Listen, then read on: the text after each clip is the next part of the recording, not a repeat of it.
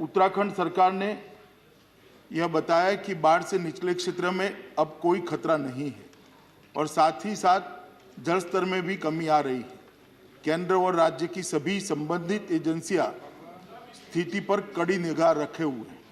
उत्तराखंड सरकार से प्राप्त सूचनाओं के अनुसार अभी तक 20 लोगों की जानें जा चुकी हैं।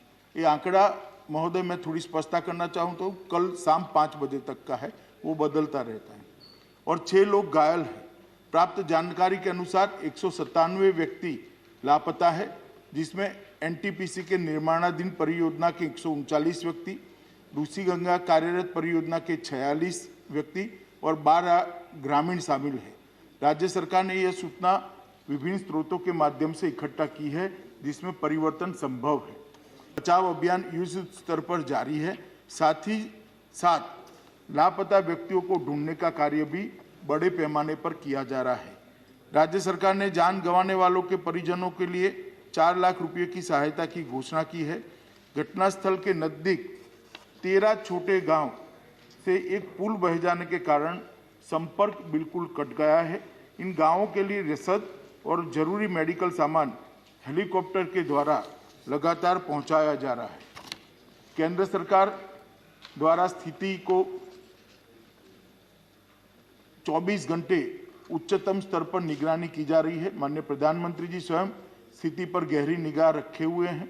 गृह मंत्रालय के दोनों कंट्रोल रूम द्वारा स्थिति पर 24 घंटे नजर रखी जा रही है और राज्य को हर संभव सहायता मुहैया कराई जा रही है। विद्युत मंत्रालय के माननीय राज्य मंत्री ने घटनास्थल का दौरा किया और चल रहे राहत एवं बचाव कार्य का भी जायजा लिया है।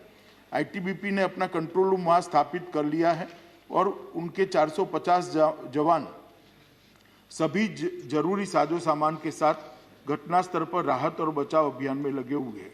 एनडीआरएफ की 5 टीमें घटनास्थल पर पहुंच चुकी है और राहत और बचाव अभियान में लगी हुई है।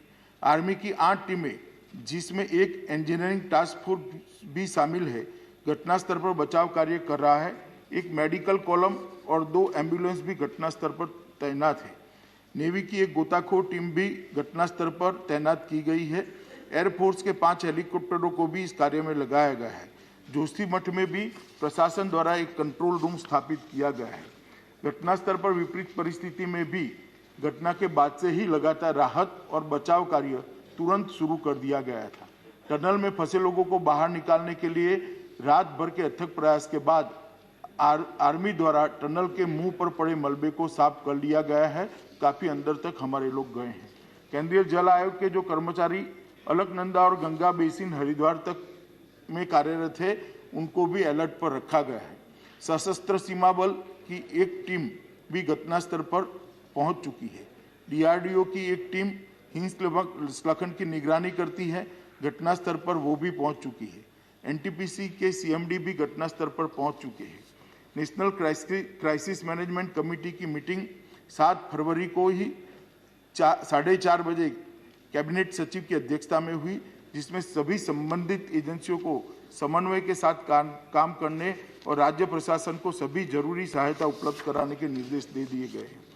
राज्य केंद्रीय एजेंसियों के साथ साथ जिला प्रशासन, पुलिस और राज्य आपदा प्रबंधन विभाग भी राहत और बचाव कार्य में जुटे हैं। एसडीआरएफ की 2 टीमें भी राहत में और बचाव में कार्यरत है।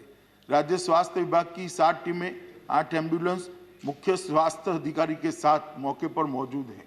इसके अतिरिक्त राज्य सरकार ने 5 हेलीकॉप्टरों को भी बचाव कार्यों के लिए तैनात किया हुआ है। घटना के बाद सभी जगह बिजली की बहाली लगभग कर दी गई है। बीआरओ और राज्य पीडब्ल्यूडी द्वारा 5 पूर्ण रूप से टूटे हुए पुलों की मरम्मत शुरू की जा चुकी है। मैं यहाँ ये भी बताना चाहूँगा कि वित्त वर्ष 2021 में राज्य आपदा जोखिम प्रबंधन कोष एसडीआरएमएफ से लगभग 1041 करोड़ रुपये उत्तराखंड के लिए आवंटित किए गए हैं, जिसमें केंद्रीय की प्रथम किस्त ऑलरेडी 468 करोड़ रुपये की राशि राज्य को जारी की जा चुकी है। मैं सदन को केंद्र सरकार की ओर से यह आश्वस्त करना चाहता हूं कि राहत और बचाव कार्य के लिए सभी संभव उपाय राज्य सरकार के साथ समन्वय के साथ किए जा रहे हैं और जो भी आवश्यक कदम उठाना जरूरी है वो उठाए जा रहे हैं और मैं सभी मृतकों के लिए अपनी ओर से, सदन की ओर से श्रद्धांजलि व्यक्त कर समाप्त।